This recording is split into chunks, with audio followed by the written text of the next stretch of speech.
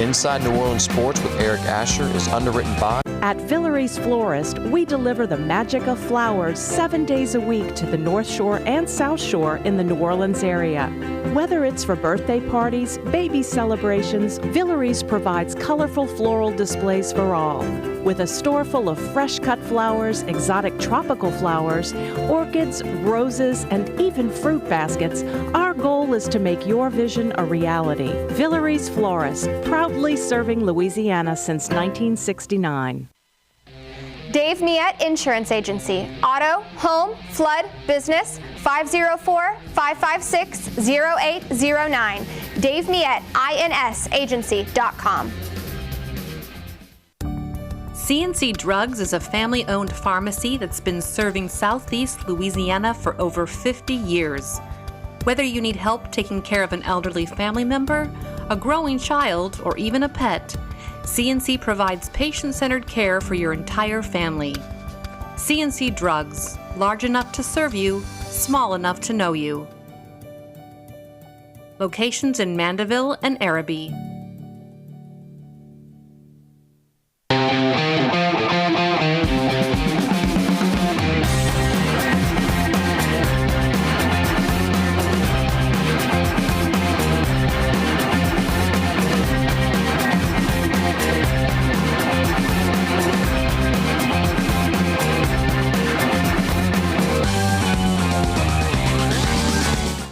Good afternoon and welcome to another edition of Inside New Orleans Sports. I'm your host, Eric Asher. A little bit of a different show today than we normally do. We're bringing in again two of the greatest sports writers we've ever had in this city. And of course, you'll recognize them. Again, Dave Legarde and also Brian Allee-Walsh, both again formerly the New Orleans Times-Picayune. And I don't know, neither one of you guys go back to the item, right? No. Just I started at the Picayune in 70. I don't even know anymore. Right. Well, but let me introduce first Dave Legarde. Yes. Hello, Brian Allee-Walsh. There's your camera over here, guys. Well, but let me first start with that. Dave, why don't you start first? When did you start at the Picayune? I think it was... you got off the ark, didn't you? With Moses, weren't you? I got kicked off for carrying 2 rabbits with me, okay? So, you can't have the extra rabbits. You got them it was worse than getting banned from the Saints facility. Buddy D says, there's a long list of those guys, right? Oh, yeah. About 72 or 73, somewhere in there. Okay. I don't remember exactly. I do know that I worked 42 years, so if I can work up the math. You went in there earlier than that. I left in 2004 on Halloween. Halloween 2004? Yeah. Now, Dave, what did you start doing? What did I start? Yeah, well, what was the first thing you that's did? a long story. Okay. I started. We have an hour. Okay, well, I'll see if I can fill it up for you. I started going with my uncle M.L. Legarde. Okay. When I was 15 years old. Now, folks that don't know who M.L. Legarde is, please. He was a football coach, a basketball coach at Allee-Walsh and Jesuit. He was, then he went over to Tulane. SID, right? He was the SID, and then he was like a assistant AD. Yeah. You know, he had a title. He knew everybody in town. Okay, I was lucky to be around him, and I had no idea. He just, Friday night, I'm 15 years old. You want to go to a football game? Sure. So he said, "Watch what I'm doing," and I've watched, and we talked and we did this and did that, and he picked me up and dropped me off. And the next thing I knew, when football season rolled around in 2016, they sent me out on my own. West Jeff, Chalmette. I didn't get very many good high school games, but West Jefferson was good back then. And about 6 weeks into the football season, I carried my stuff back to the Picayune, and so I could sign out. And, you were still in high school? Oh yeah, I was. At that time, I was a junior at Jesuit. Okay. And I carried the stuff in, and Jolly's sitting there. John Jolly's sitting there, right. And he says, "Hey, boy." I said, "What? What do you mean? What do you mean, boy?" Anyway, he says, do you want to write something for the Sunday Pup? Which was the early edition of the Sunday. That had to be in by midnight. All right. And I said, sure. And I don't know why I did, but I did.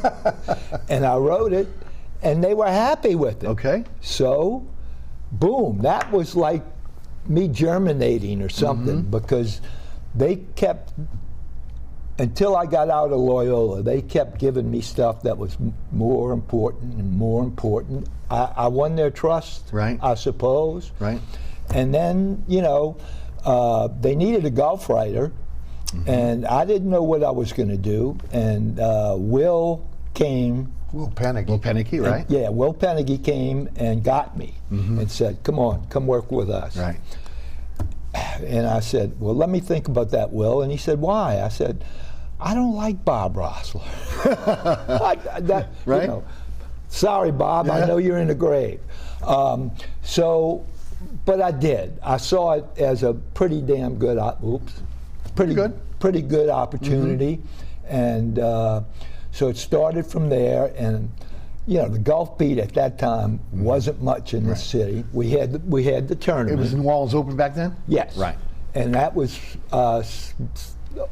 when it went over to Lakewood. Lakewood, yeah. Bo Winiger won twice in a row. Okay. And I did that, and then I started getting, like, you know, I had to work the desk, writing headlines, editing copy, et cetera, et cetera. But I kept, like, getting little reprieves. You know, tonight Dillard's playing basketball. Go cover it. Sure. Xavier. Sure. High school basketball. Still, I was doing that. Right. And I was, you know, anything they asked me to write, I wrote. And it all kind of snowballed from there. How many years total? 42. 42. Yeah. Same place. Where else? Times-Picayune. Incredible. Born and raised New Orleans, right? Yes. Right? Yes. Jesuit High School. Yes. Loyola University. Yes. And then got your whole career at the Times-Picayune. That's incredible. Yeah. That is incredible. Brian, how about you? Because you're not a native, right? No, we took a totally different track. Right. I did from David, but I'm a graduate of Indiana University. Lived in Indianapolis most of my formative years, and then came down here. Married a girl from New Orleans, Jenny Allee. So you met her where? At IU. At IU, so she was from IU. And I fell in love with her, right? And fell in love with Mardi Gras and the city. Yes. And I think they both drew me down here, you know. And I've been here 50 years since. But so I just remember what Dave was saying. I just remember is that, you know, coaches say this all the time, Dave. They go, the best ability is availability. Yes. And what Dave just touched on was so important to get your foot in the door. Agreed. Keep it there, and then to go onto something bigger. Now, I didn't know what I was doing at the time when I was still in high school. No, and he was like a lot of younger people that joined the Picayune at that time. They went in at a younger age. I came in after college. Okay. I went to work at. How old? I was 25. Okay. And I went to work for a weekly newspaper in St. Bernard Parish. Okay. And went head to head against. Remember the name of it? The St. Bernard Guide. St. Bernard Guide. Still around, I think, right? Yes, it is. I know it was around pre-Katrina, but go ahead. What was the guy who? Wait, Ron Gasper. That's it. So I went head to head. Now this is a boy from the Mr. north. Football, right? Yeah. Right. And I had Ron Gasper was like an icon, a living legend in St. Bernard. in St. Bernard, which is, you know, few people who ever became an icon. Right. And they couldn't. And I spell went head to icon. head against him, and I didn't know Ron Gasper from anything, and so I went. I met, and then while I was on that beat on that paper for a year, I met the Pelican baseball team came into the Superdome. Right. That was the AAA team. Correct. Right. Try to show that the city and the dome could be palatable for Major League Baseball. And at that time, Dave, remember, there were like expansion teams. Right. The Orioles, the Athletics, were thinking of moving and stuff. So A-Ray came into town thinking, if I get my foot in the door, I can actually own Major League Baseball. So I covered them, met all the folks at the Times-Picayune during that time, and when they went up to Springfield, Illinois, to bring their AAA franchise up there and then on to Louisville, I needed a job. My wife was ready to divorce me after about a year. and so I guess I befriended Will Pennigy, you know, and Will said, well, come. So I ended up doing just what Dave did. I just kind of started, you know, making myself a nuisance and making myself available. And one thing led to another. And 33 years later, you know, just like Dave and I mean, we both did like a step case. You know, we did lower end, next level, middle tier, and then on to Dave did golf. I got a quick story to tell. So when Dave left golf, he had just left, and Katrina, this was before Katrina. So when Dave left the Golf Beat Open, I succeeded him. I certainly didn't replace him. But my first coverage prior to Katrina was the 205 Masters, which was the iconic Tiger Woods pitch on 16. The one that there, Eric? Never. You gotta go. I'm telling you, you gotta go. We've both been fortunate to cover some major events. 30. I went to 30. You went to 30 Masters? And I went to one because after Katrina, the whole landscape changed. It was done. That was done. You know, so, but most of my years were covering the Saints and what have you. But 33 pretty good years there. Amazing. Yeah. It's almost, again, you look at how guys got into the business, and that's the way it was, right? You started at the bottom, you did anything that somebody gave you an opportunity to do, and you worked your butt off, and you tried to move up. And certainly the unit was that way. Oh, yeah. Right? Yeah. It was really that way. Right. Yeah. Well, I know a lot of guys that went to TV same way. Absolutely. See if you recognize this phrase. All right. You got to earn your spur. Oh, yeah, sure. Yeah. Who said that? But probably Bob, huh? Yeah, Bob Wrestler.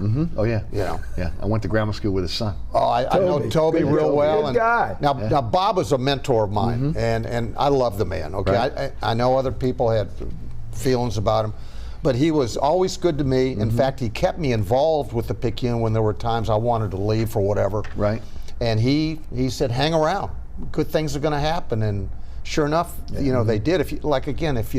If you're available, if you make yourself available. I think where you were going with this, Eric, in today's world, it's immediate gratification. I want to be the top writer at a paper or whatever the outlet is. I want to do the biggest and best thing right away. Well, it didn't work back then, and I don't want to sound like an old fart. Sure, but back then, and this was just in the early '80s. Dave goes back a little farther, and but that's the way it was. Right, just the way it was. You know. I had no problems with any of that. And I'll tell you what. Thought the way you start at the bottom, you work your way up. I'll tell you what. I learned so much, and I left journalism school at IU, and didn't know a thing. But you know, you learn so much doing that. The best reporting years that I spent at the Times-Picayune were covering LSU during the Bob Broadhead days. Yes. And the Bill Arnsparger days. Right. And the Mike Archer days, and the Dale Brown days, and you know, those, and who's the guy that the football coach from Florida? Arnsparger, I said it. Yeah. Those were Archer as well. Right there. Yeah. When Mike was the assistant and stuff like that. Yeah. And the board of supervisors, those were the best. You had to know. You had to be a bulldog. Yeah. To deal with those things, because those folks were going to push you over if you weren't. You know. So those were really formative years. Guys, mentors. Who was your ML, mentor? Period, full stop. Okay. Okay. Your uncle Emma Legarde. Yes. Mentor. Took me under his wing and brought me around. Right. Made me comfortable because I was just, you know, I was just like a remora following him, you know. Right. And I kind of broke out of a little shell, and it was because I watched him, how he got along with people. Now, I didn't do it anywhere near as well as him, okay? I promise you that. And you know, there'd be a lightning strike in here if I said something else. Different? Yes, but he gave me the basis, and he was the best man at our wedding. Yeah. When I was president of a fraternity at Loyola, we brought 3 guys along to make them members. ML was one of them. Mr. Domino, Charlie Domino, Right. I remember, Big Charlie. Yeah. Right. Him, Remember Big Charlie? And who was the third? I'm trying to remember. I was president. I should remember that. Yeah. I'm gonna come back to that question We'll come later. back to it Eric. later. That's fine. No, but ML was your mentor. Brian, how about you? Well, I tell you what, ML was such a good man to me when I was covering Tulane. Okay. He defended me against the coaches over there. Who was it? Pittman? No. I came there right after Larry Smith, so I did. What's his name? Mac? Wally English was my first coach, and then he, and then Mac Brown. Yes. And then Mr. Gibson, Vince Gibson. Okay. Oh. And Vince and I. Those are some great years, man. Yeah, and Vince and I, we butted heads. Well, I probably butted heads with everybody, but ML came to my defense a couple times with Vince, and but I would say 2 of them. I mentioned Bob Ressler certainly is, and I know Dave. Will Pennegy was for me just a really great voice, great guidance. My flag was at half-staff when he left. Yeah, I know. And I still see him today. He and Billy Becknell and I go to lunch about once a month. Yeah, that's awesome. Both you guys have covered the Saints. First of all, years that you guys covered the Saints, if you would, for the audience. You remember? Yes, I covered the Bum Phillips, ERROR. Okay. That's error. Yes, it is. Spelled correctly. Yes, it is. Okay, Bum Phillips. And Brian, you were there for... So if you take Dave's years and my years, my first year was Jim Mora's second year, 87, when they had their first winning season. I kept telling these guys, they were like Bruce Miller. They were burned out on the Saints. They hadn't had a win. My first year, they ended up winning. They went to the playoffs, got their butt kicked by Minnesota. Remember? But so he took it all the way from those years to where I kind of succeeded him and Jimmy Smith covering the beat. Yes. And covered them all the way till 2009 when things happened there. Yeah. And so all those years we covered the span. We did the span of decades there. I really loved Mora. He and I got along. I know you did. Better than any coach I've ever been around, except Tim Floyd, who I knew when he was the ball boy for the Saints in Vero Beach. And Dave, a lot of people didn't like. I'm like you. A lot of people didn't like Mora. Why? Well, he was a former Marine who had his way. Afraid of him. Yeah. And if you got to know him, he was a great guy. Yeah, and still is. He took me the one where he and Carl Smith had that big, I think it was in Charlotte, wasn't it?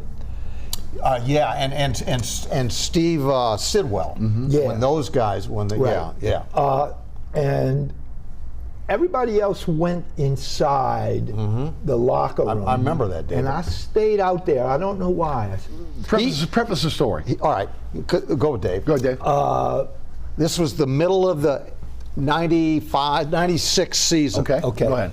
I was writing a column by then. I started in '86, right. And so I just wanted to see if there was an explosion. Mount Mora was going to go off, and he did. Right. I mean, slamming doors and.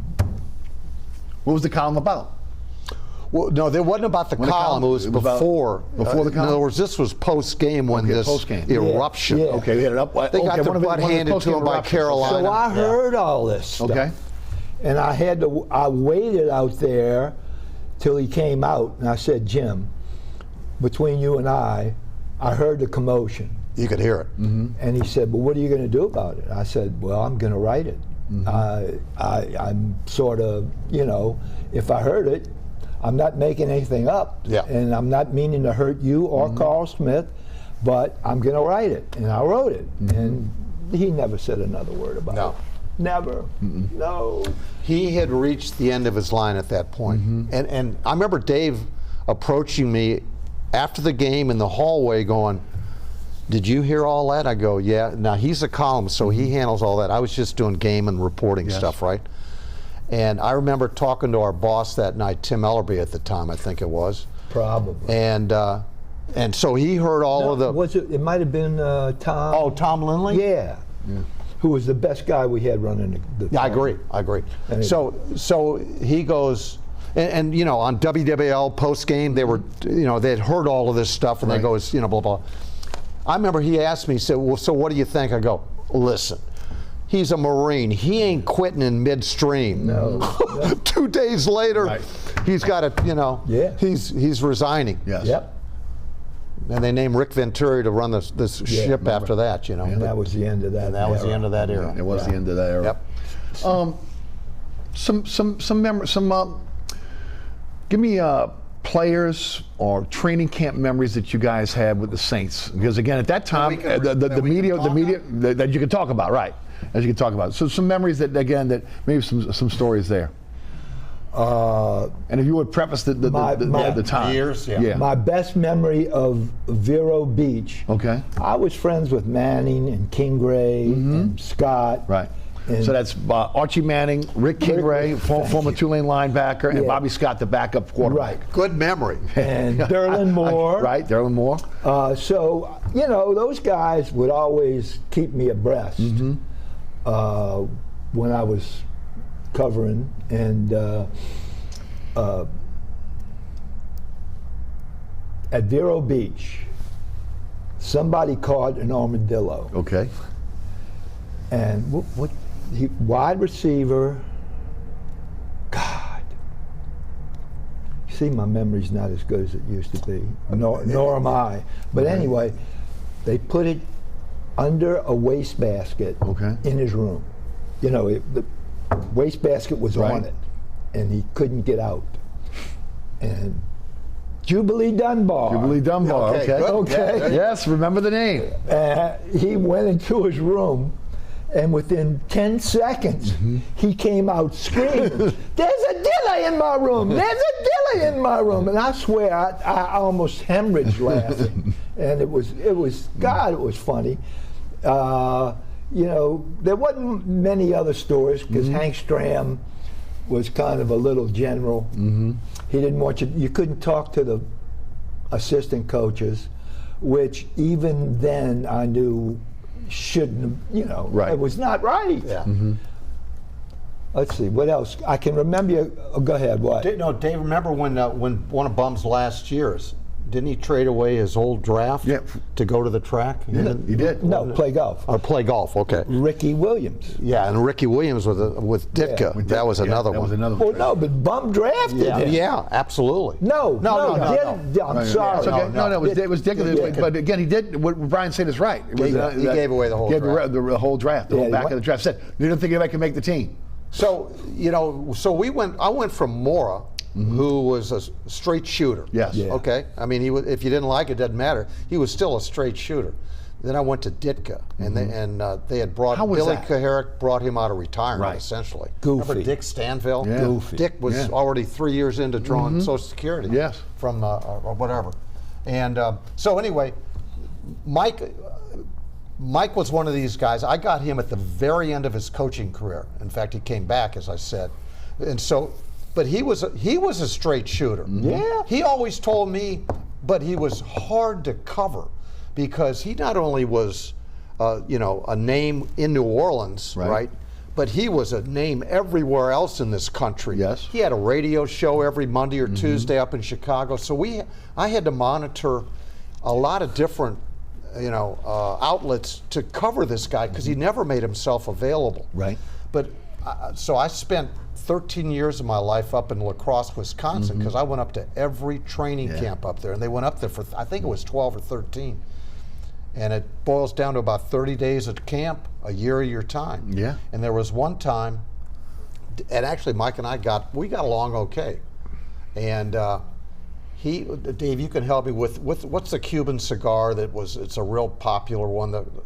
Padron? No, there was one, and he'd gotten like a shipment because people were sending him stuff all the time. That's it, Cohiba. So when he told me, overrated. Yeah. So when he told me, because he's a. So when he told me, I go, you know me, I go, hey man, can I get a few? He goes, sure. come in lunchtime. He said, I'll give you some. So it was Mike Strom and I and John DeShazer covering the beat at the time. Right. And I go in, and Mike always took a nap after lunch, but between practices.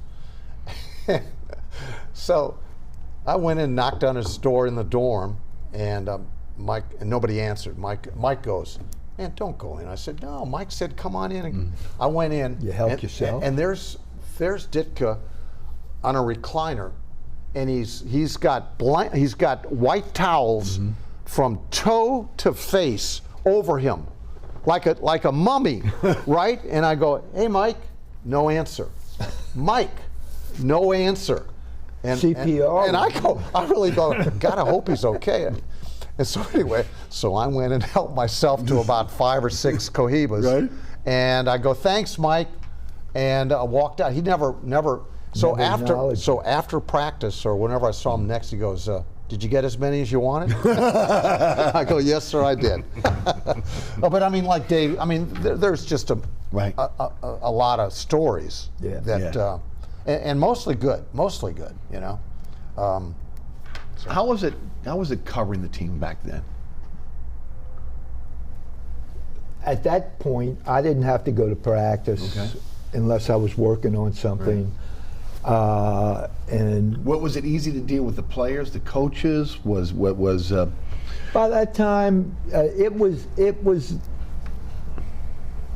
I'll tell you, when the head coach poisoned the media was Bum Phillips. Okay. He did. He poisoned it every season, to where it really got out of line. But you know, I had one of the assistant coaches. After I had done something that happened at a game, it was Tony Elliott, and Willie Zappalak took him out. Yep. Were you standing there that day? No, I wasn't with you. No. Okay. No. Took him out, and I'm walking around getting quotes and everything, and I hear, "Psst, Dave. And I'm looking, I don't see anybody. He's got the curtain pulled. And then I said, who is this? He said, it's Tony.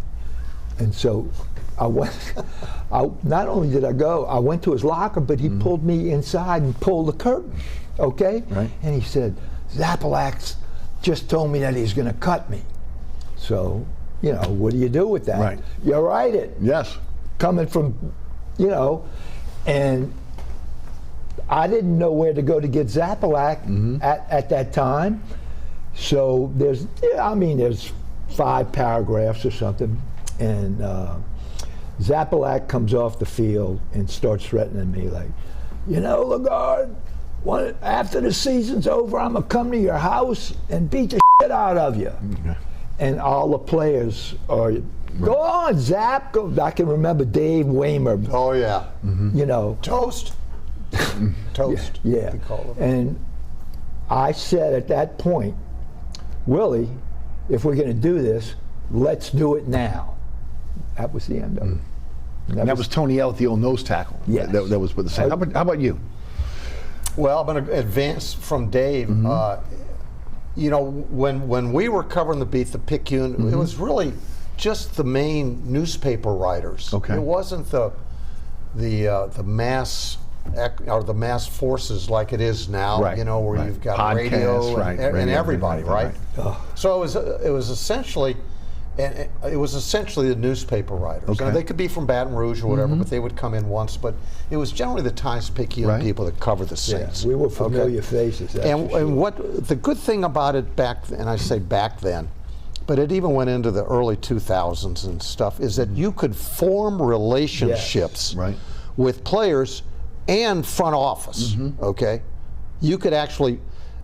And I'm not saying that you wanted to be a homer, but you could talk to people, you could get access to people.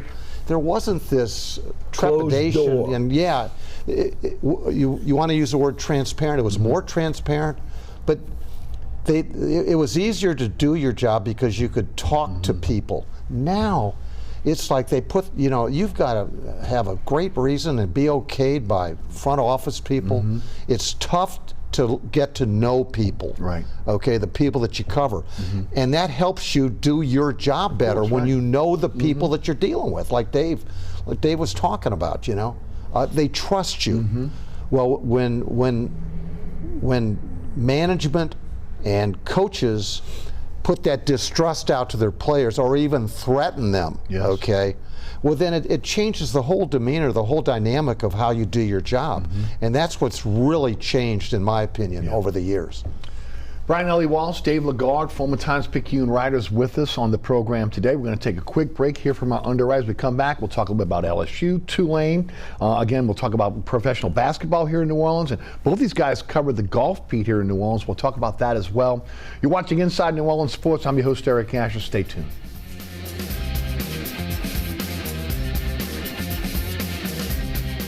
Located at 3701 Iberville Street in Mid-City is Katie's Restaurant and Bar. Open 7 days a week, Katie's offers daily specials for lunch, dinner, and Sunday brunch. Serving New Orleans cuisine such as fried shrimp platters, grilled redfish, and a fully stocked bar.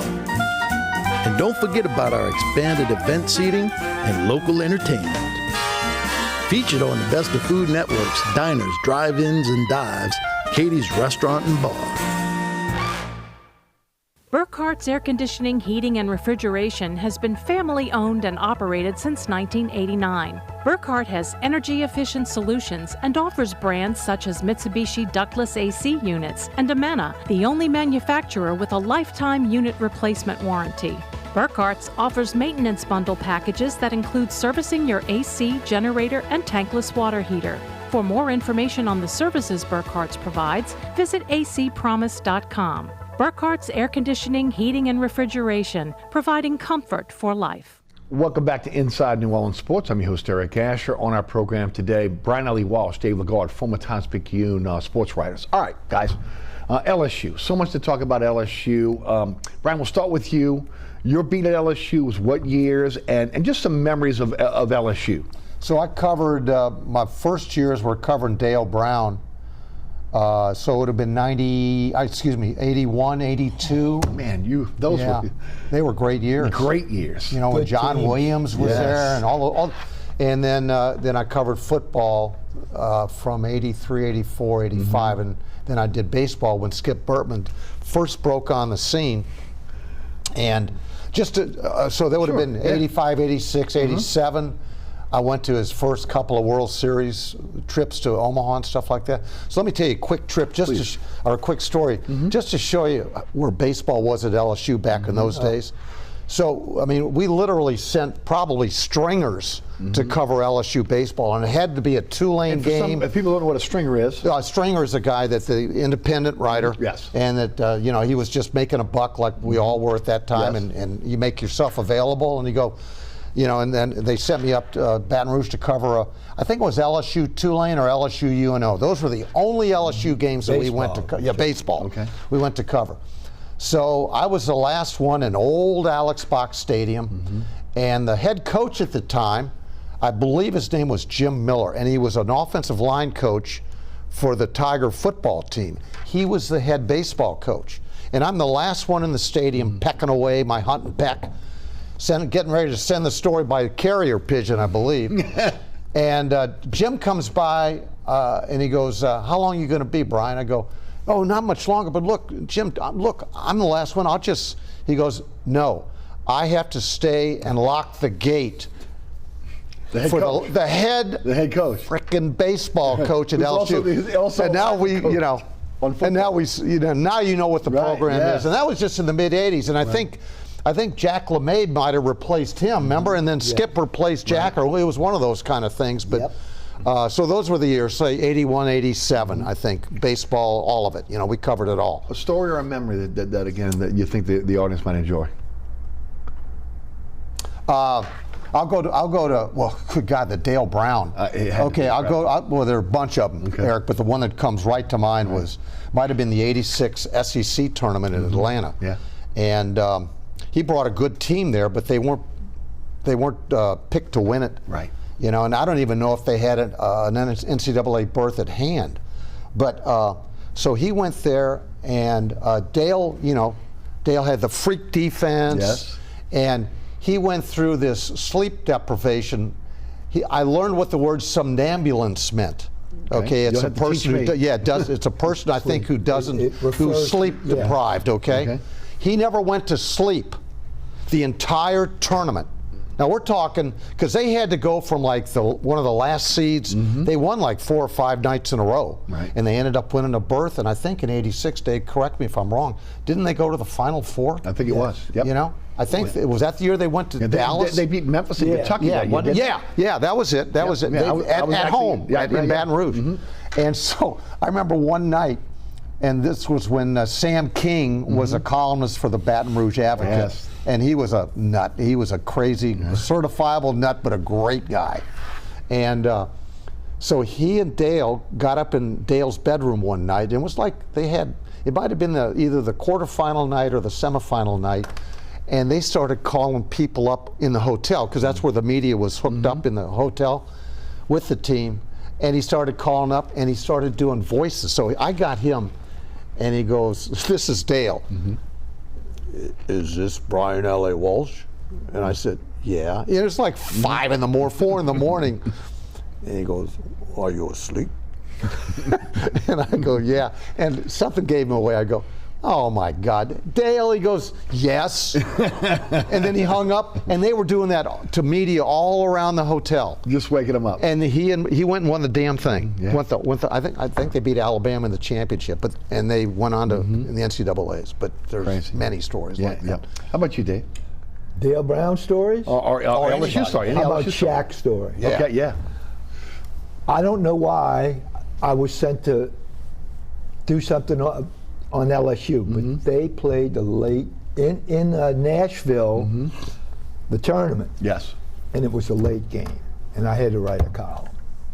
So Tennessee was beating them pretty handily, and that's when some big old forward pulled Shaq's pants down. Oh yeah, I remember that. Yeah. I'm sitting there going, "Oh man, what am I going to do now? You know, this has got to be part of the story." And I just made it the lead. LSU played like they had their pants down. Dave, wasn't that the one? Didn't that get Dale Brown came off the bench? Oh yes, Dale wanted to. Oh yeah, remember that? Remember that? Yeah. It was wild. Yeah. It was wild. Yes. But I couldn't even get to talk to anybody because I was on deadline. So I just let it fly. Yeah. I remember watching that game at home. Some of the better columns I've wrote were just spontaneous like that. On the fly? Yeah. Absolutely. I mean, it's true. No, it's true. It really Did you is enjoy being a columnist or a beat writer more? Oh, I enjoyed writing a column. Column? Yeah. Because I used to get people all riled up. Yeah, yes you did. Yes, I did. Yes, you did. It was about 50-50, I think. No, but isn't that what a column's supposed to do? Exactly. I took it to heart. Right. That's what you're supposed to do. Yeah. You know, that was. I'll tell you a good story. Oh, go ahead. No, go. Please. I was in Dallas with Mac. Mac Brown was coaching Texas. Right. And who was the 1995 football coach at LSU? Oh, Gene. No. I don't remember. Okay. But I remember 95. Mac. Right. Okay. Yeah. 95. I'm trying So. I think.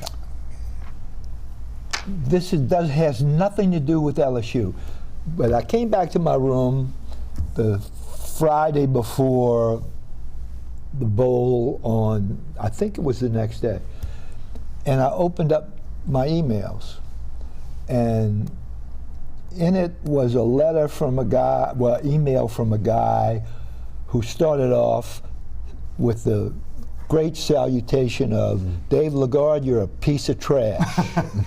Okay? Now, this guy made the mistake. He left his name, his address, and his phone number. Okay? I read that, dialed the number.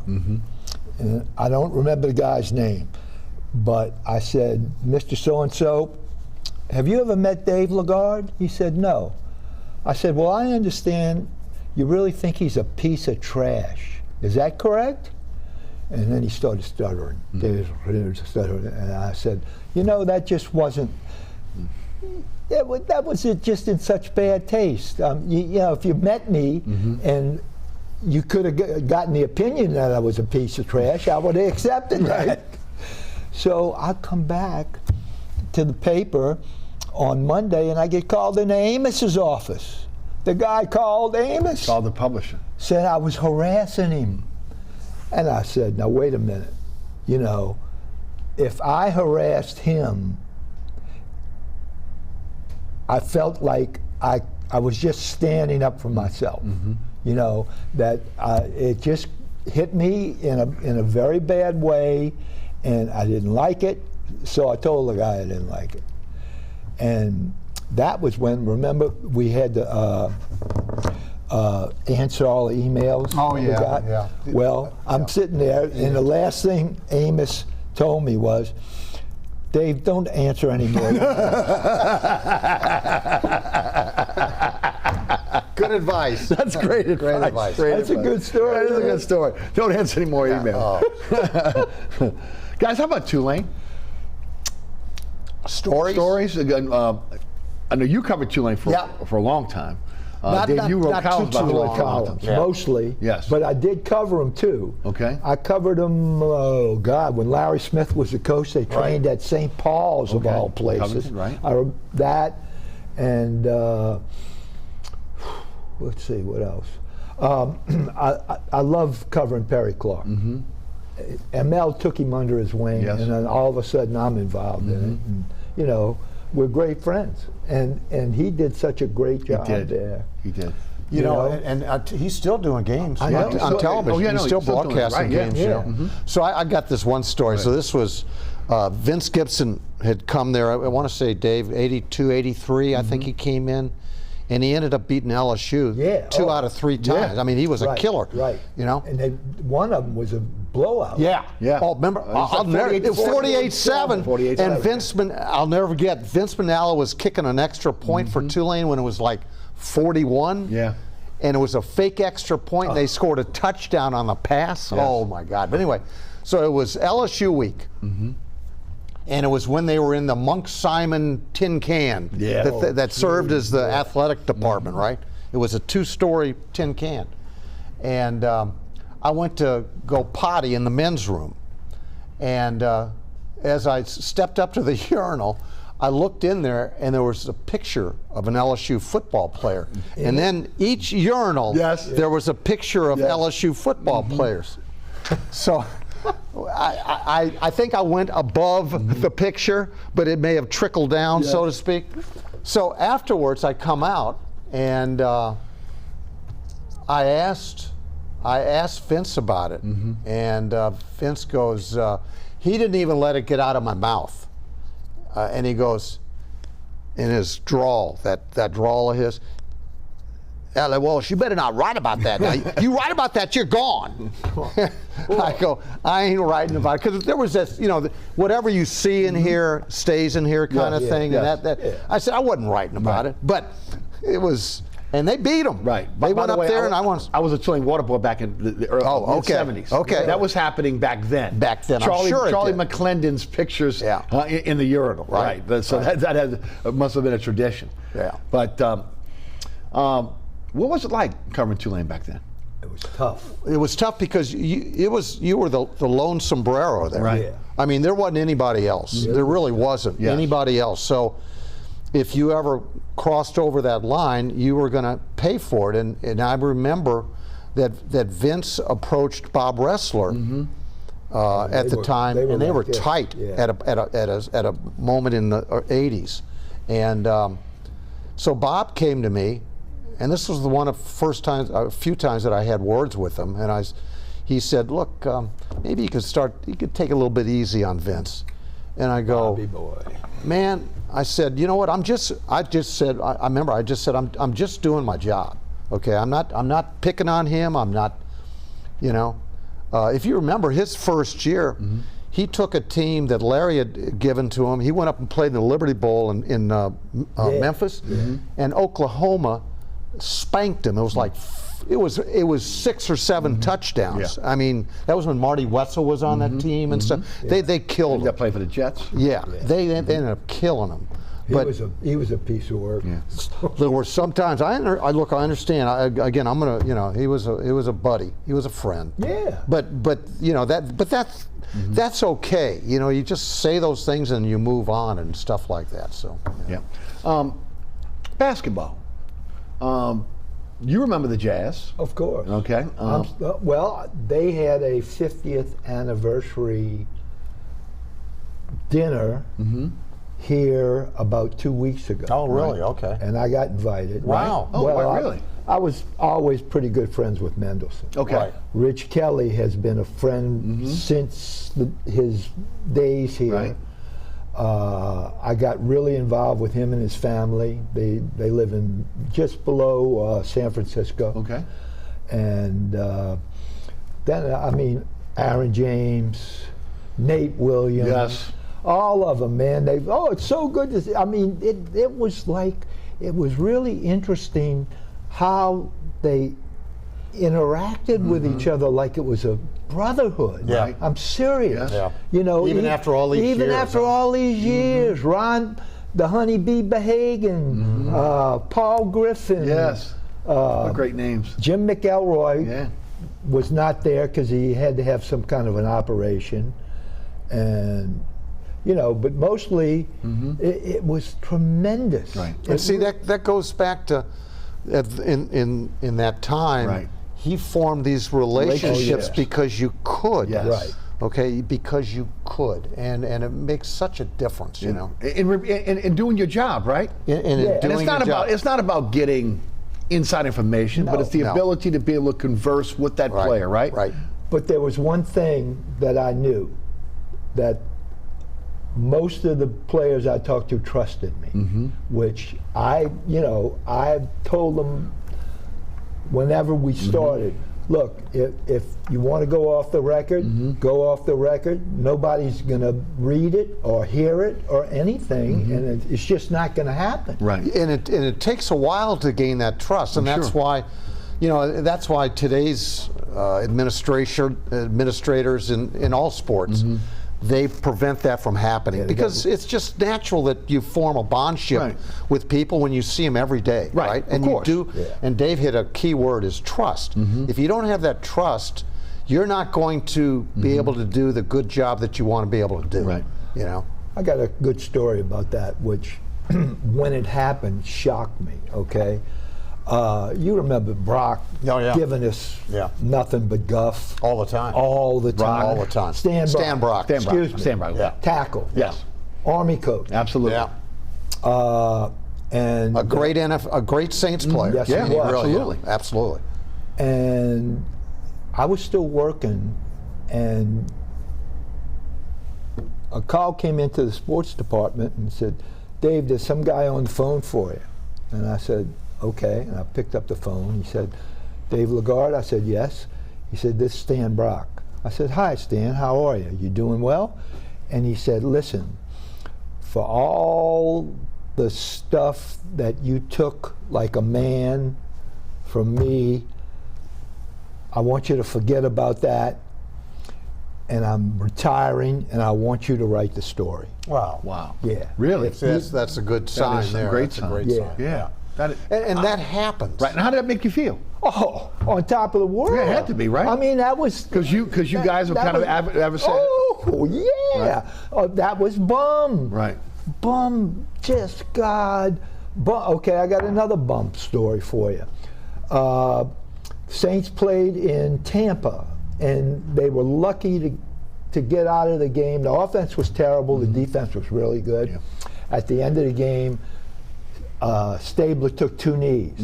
My lead was, at the end of the Tampa Bay Saints game, Kenny Stabler he kneeled twice, once to say thank you to the Lord for letting the offense escape this game, and the second one to thank everybody on the defense for letting them win it. Right. Yeah.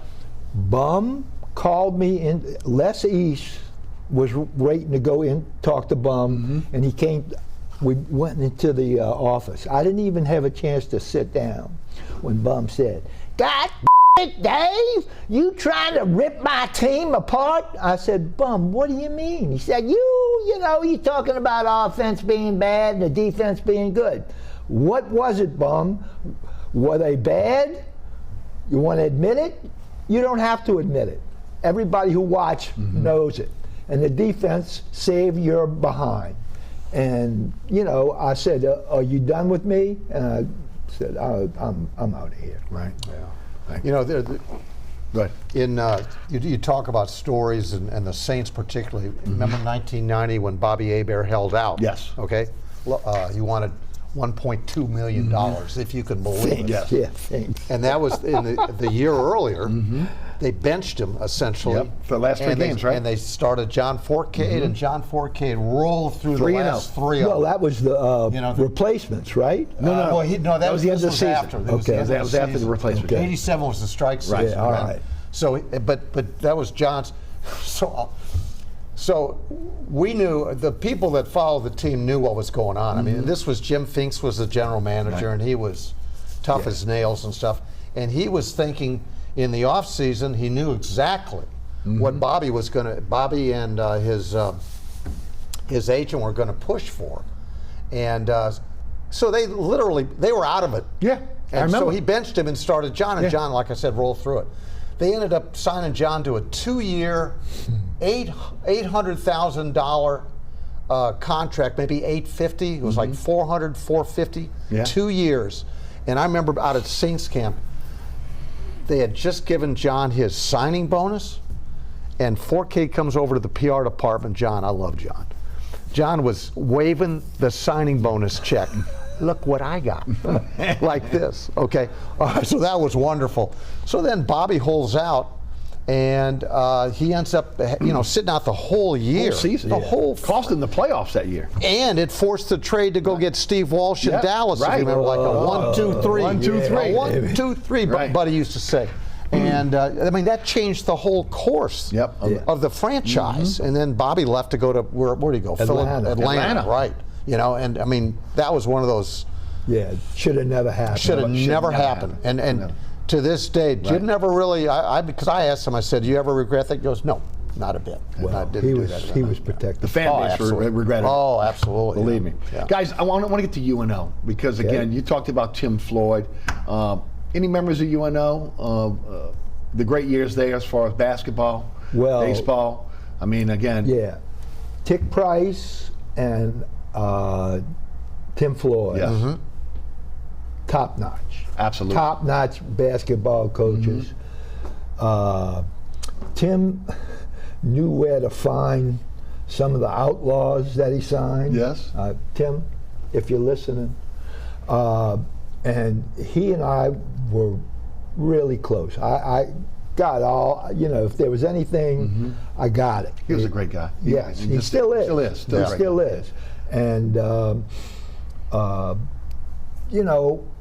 it was just great watching UNO actually put a good product. Other than people coming to the the Chamber of Horrors. Right. Remember the Chamber of Horrors, right? Yes. Right. No, that wasn't the Chamber of Horrors. That was at Lakefront. At Lakefront. Right. He was at Lakefront, right? Yeah. Oh, that's right. The Chamber of Horrors is when they won with Ron Green. Yes. Right. But that was that was in the 70s. Right. And so they went to the NCAA tournament one year, I know. And I went with Floyd, and we talked like we were just lifelong like friends. buddies. He never ever got mad at me. I never got mad at him. Tick was a good guy to work. He was just right too. Yes. And he left, and it was like football coaches come to Tulane, win 3 games. Right. You might be gone. Buddy D's, again ends up going, I think, Wyoming. So it's a stepping stone type school. No doubt. And when Tim went to Kansas State, they sent me in his first season. He was doing very, very well, and they sent me up there. And it was in December or January. I don't remember what. And I went to his office. Well, I got there on a Friday morning. I went to his office, and he said, "What are you doing tonight?" I said, "I don't know. I mean, I'm in Ames, Iowa. I don't know what I'm gonna do. I'll probably find a bar somewhere and go have a beer." And he said, "I'm going on a recruiting trip. You want to come?" And I said, "Sure." I figured he was driving. Well, we got in the Kansas State twin-engine plane. It was Iowa State, right? Iowa State. That's okay. Yeah, yeah. Jesus, excuse me. Okay. No, Dave. Fine. No big deal. Hey. Yeah, most of them are dead, so we can't resuscitate. I'm way ahead of you. I'm right there with you. We got about 2 minutes. Okay, so 2 minutes. I'll make this fast. So we take off, and we are flying. It's still a little light. You can see the ground, and we're flying over this cornfield that had been picked, and it was just mud. And Tim and I are sitting in the back, and there's a pilot and a co-pilot. The engine blew. One engine on my side of the side of the plane. And they had a freezer. I mean a refrigerator, kind of like. Yeah. I said, "Tim, you want a beer?" He said, "Damn right, I want a beer." We got beers. Right. And just to get you through. Well, and then I told him, I said, "You know what? If we'd have gone down, do you know what the headline would have been?" I know it. Floyd dies along with 3 others. Yeah, right. Yeah, that is real. So two real quick, covering UNL. Go ahead, you got the floor. No, when Butch Van Breda called. Okay. So I remember sitting in his office with an interview, and he had those 2 dogs. Yes. The little, I don't know, they were, they were yippers, yappers. And here I am trying to talk to Butch, and the dogs are literally, they're coming up, they're sniffing, they're jumping up on my lap, they're going over to him. So that's one of them. The other one was, they were in a tournament, and they were in Charlotte, and the Privateers was after a game, and I remember afterwards we weren't able to get into the locker room. He comes out, there were a couple of us there.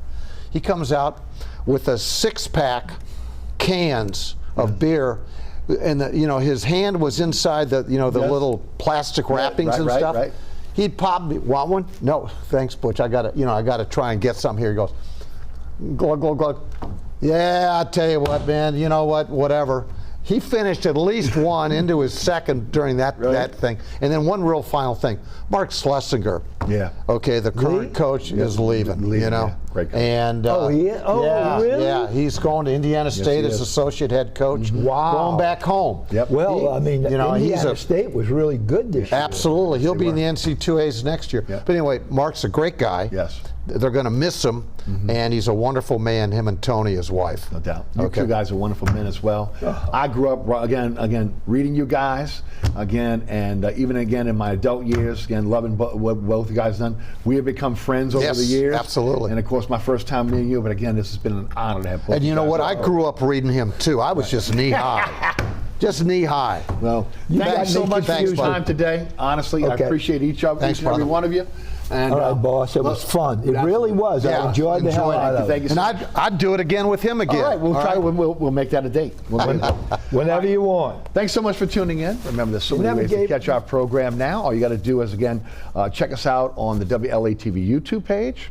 Also, again, you can check us out with a QR code that's on your screen now that will take you also, again, to my website so you'll never miss the program. Remember, so many ways to catch our program now. Again, you can set your DVR, whether it's Pelican Sports Television or WLAE-TV, and you'll never miss the show. Catch me on the radio, 106.1 The Ticket. That is 4 to 6 weekdays. iHeartRadio app, TuneIn Radio app, our digital platforms. Also, Anchor Spotify is where you can catch our podcast. All you got to do is search Inside New Orleans Show with Eric Asher.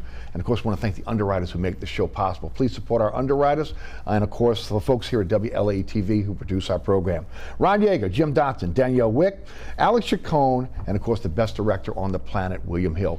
For Dave Legarde, for Brian Allee-Walsh, I'm Eric Asher. Thanks so much for tuning in. We'll see you next week for another edition of Inside New Orleans Sports. Everybody.